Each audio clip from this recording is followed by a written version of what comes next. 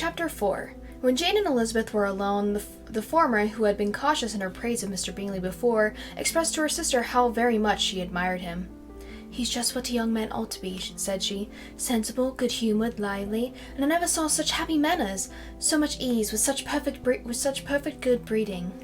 "He is also handsome," replied Elizabeth, "which a young man ought likewise to be, if he possibly can. His character is therefore complete."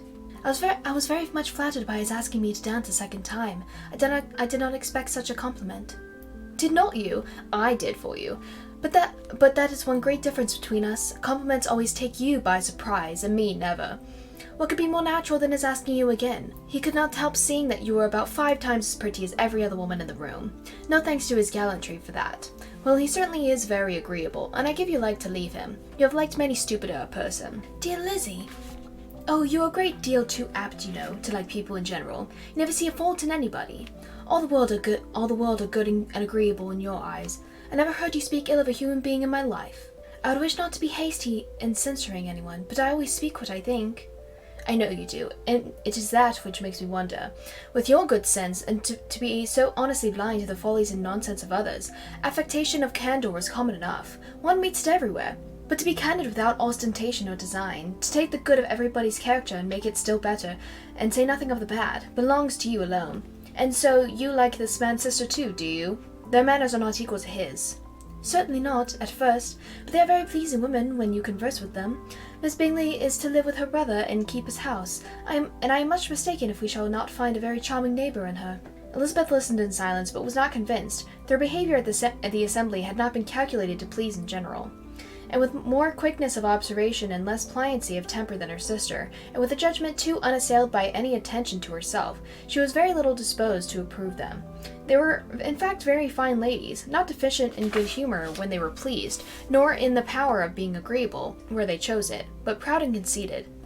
They were rather handsome, had been educated in one of the first private seminaries in town, had a fortune of £20,000, were in the habit of spending more than they ought, and of associating with people of rank, and were therefore in every respect entitled to think well of themselves and meanly of others. They were of a respectable family in the north of England, a circumstance more deeply impressed on their memories than that their brother's fortune and their own had been acquired by trade. Mr. Bingley inherited property to the amount of nearly £100,000 from his father, who had intended to purchase an estate, but did not live to do it. Mr. Bingley intended it likewise, and sometimes made choice of his county. But as he was now provided with a good house and the liberty of a manor, it was doubtful to many of those who best knew the easiness of his temper, whether he might not spend the remainder of his days at Netherfield, and leave the next generation to purchase. His sisters were very anxious for his having an estate of his own.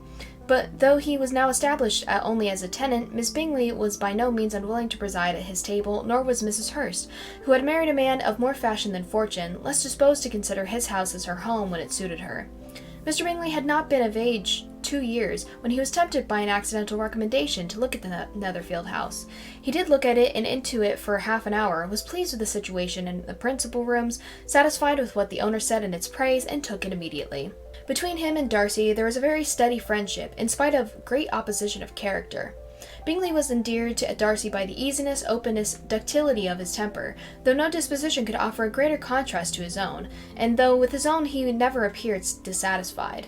On the strength of Darcy's regard, Bingley had the firmest reliance, and of his judgment the highest opinion. In understanding, Darcy was the superior.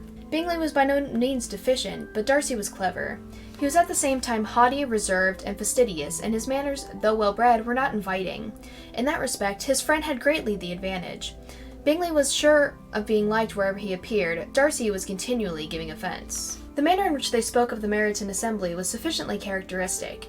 Bingley had never met with pleasanter people or prettier girls in his life. Everybody had been most kind and attentive to him. There had been no formality, no stiffness. He had soon felt acquainted with all the room.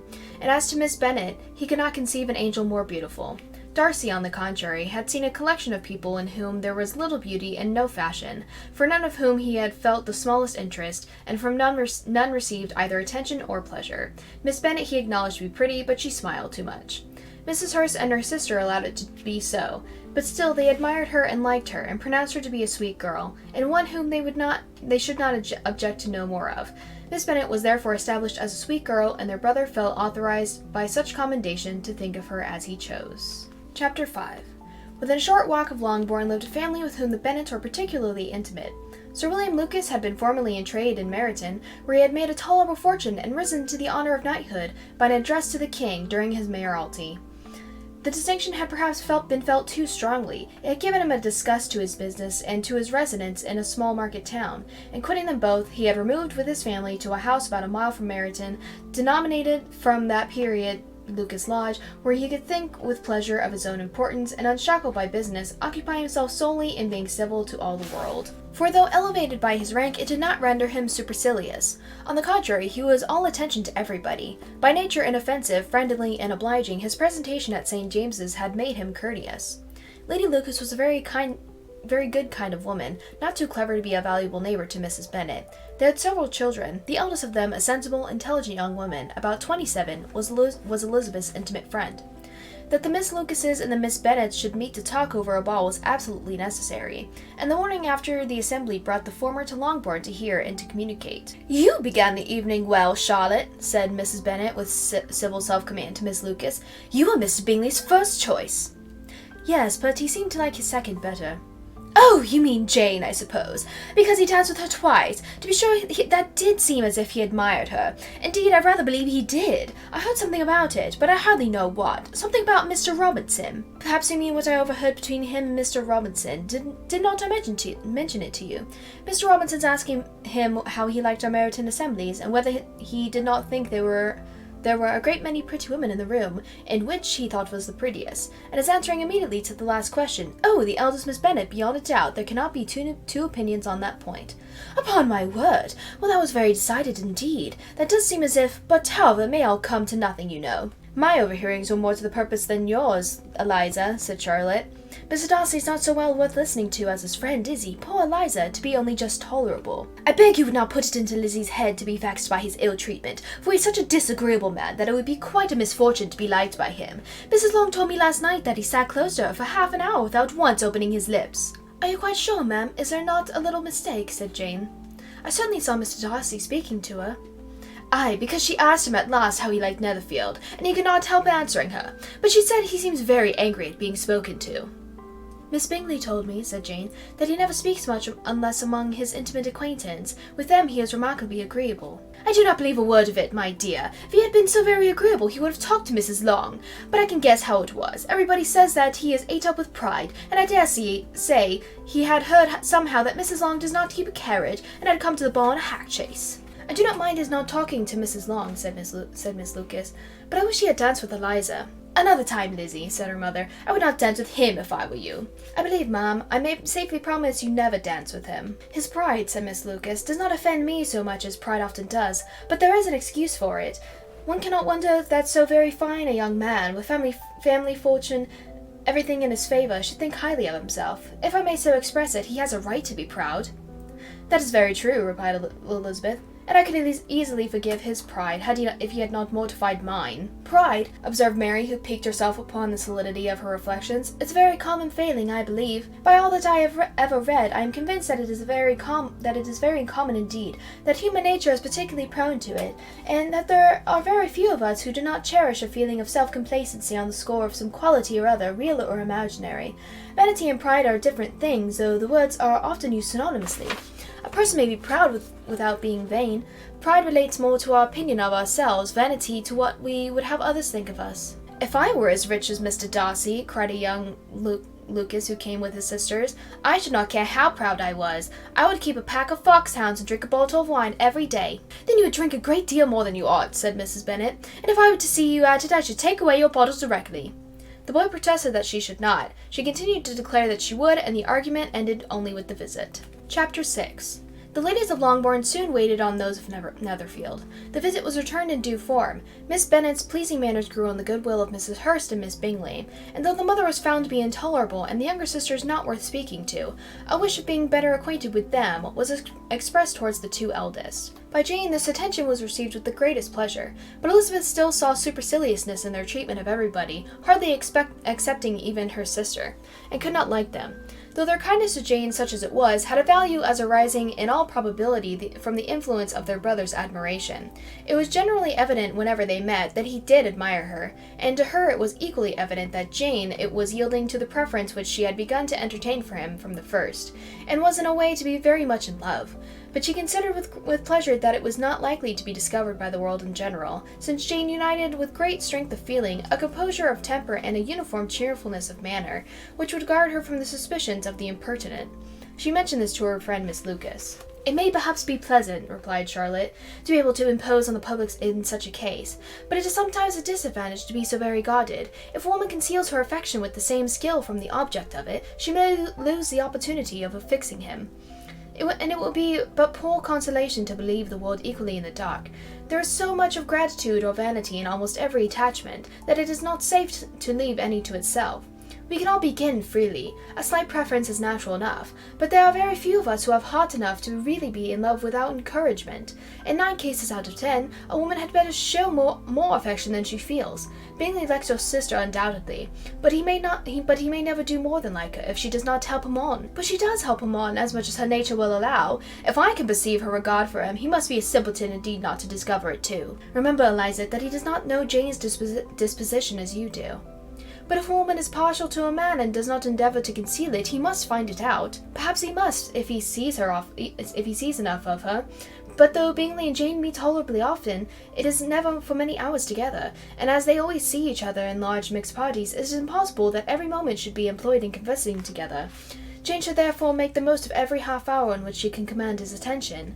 When she is secure of him, there will be leisure for falling in love as much as she chooses." "Your plan is a good one," replied Elizabeth, "when nothing is in question but the desire of being well married, and if I were determined to get a rich husband, or any husband, I dare say I should adopt it. But these are not Jane's feelings. She is not acting by design. As yet she cannot even be certain of the degree of her own regard, nor of its reasonableness. She has known him only a fortnight. She danced 4 dances with him at Meryton. She saw him one morning at his own house, and has since dined in company with him 4 times. That is not quite enough to make her understand his character. Not as you represent it. Had she merely dined with him, she might have only discovered whether he had a good appetite. But you must remember that 4 evenings have been spent together, and 4 evenings may do a great deal. Yes, these 4 evenings have enabled them to ascertain that they both like Vington better than commerce. But with respect to any other leading characteristic, I do not imagine that much has been unfolded." "Well," said Charlotte, "I wish Jane success with all my heart, and if she were married to him tomorrow, I should think she had as good a chance of happiness as if she were to be studying his character for a 12-month. Happiness in marriage is entirely a matter of chance. If the dispositions of the parties are ever so well known to each other, or ever so similar beforehand, it does not advance their facility in the least. They always continue to grow sufficiently unlike afterwards to have their share of vexation.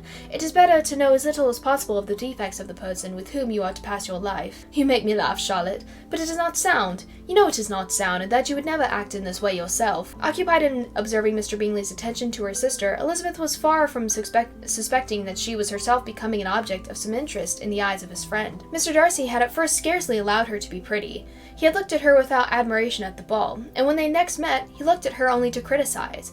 But no sooner had he made clear to himself and his friends that she had hardly a good feature in her face, than he began to find it was rendered uncommonly intelligent by the beautiful expression of her dark eyes. To this discovery succeeded some others equally mortifying.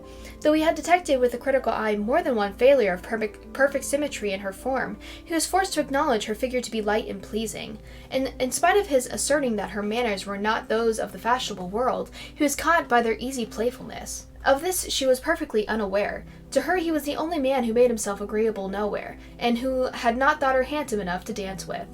He began to wish to know more of her, and as a step towards conversing with her himself, attended to her conversation with others.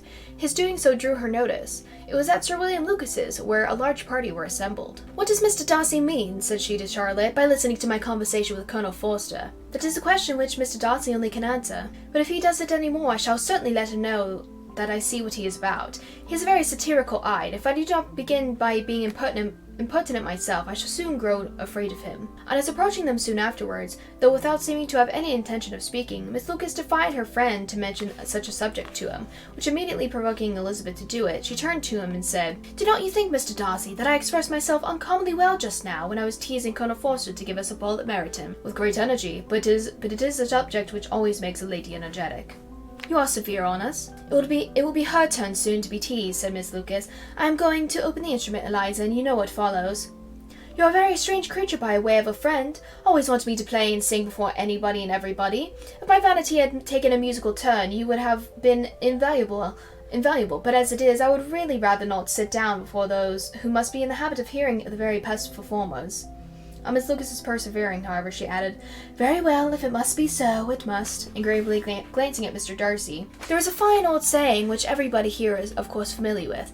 Keep your breath to cool your porridge, and I shall keep mine to swell my song." Her performance was pleasing, though by no means capital. After a song or two, and before she could reply to the entreaties of several that she would sing again, she was eagerly succeeded at the instrument by her sister Mary, who, having, in consequence of being the only plain one in the family, worked hard for knowledge and accomplishments, was always impatient for display. Mary had neither genius nor taste, and though vanity had given her application, it had given her likewise a pedantic air and conceited manner, which would have injured a higher degree of excellence than she had reached.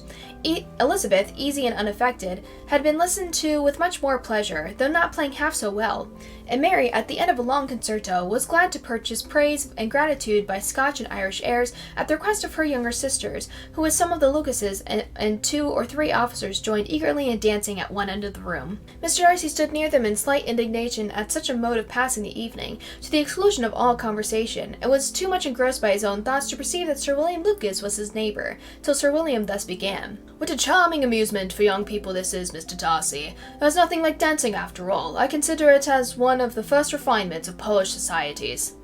"Certainly, sir, and it has the advantage also of being in vogue amongst the less polished societies of the world. Every savage can dance." Sir William only smiled. "Your friend performs delightfully," he continued after a pause on seeing Bingley join the group, "and I do not doubt that you are adept in the science yourself, Mr. Darcy. You saw me dance at Meryton, I believe, sir?"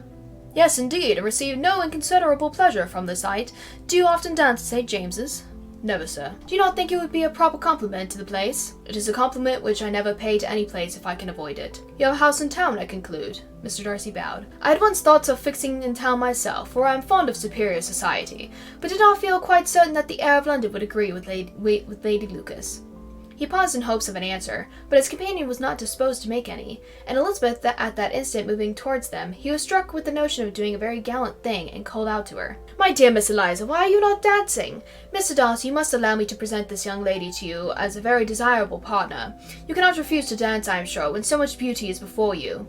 And taking her hand, he would have given it to Mr. Darcy, who, though extremely surprised, was not unwilling to receive it, when she instantly drew back, and said with some discomposure to Sir William, "Indeed, sir, I have not the least intention of dancing. I entreat you not to suppose that I move this way in order to beg for a partner." Mr. Darcy, with grave propriety, requested to be allowed the honour of her hand, but in vain.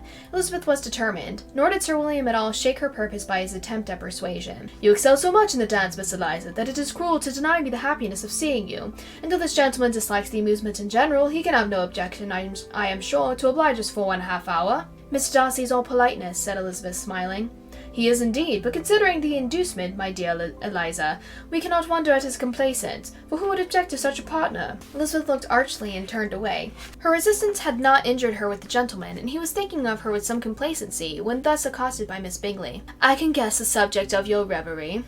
"I should imagine not." "You're considering how insupportable it would be to pass many evenings in this manner, in such society, and indeed I am quite of your opinion.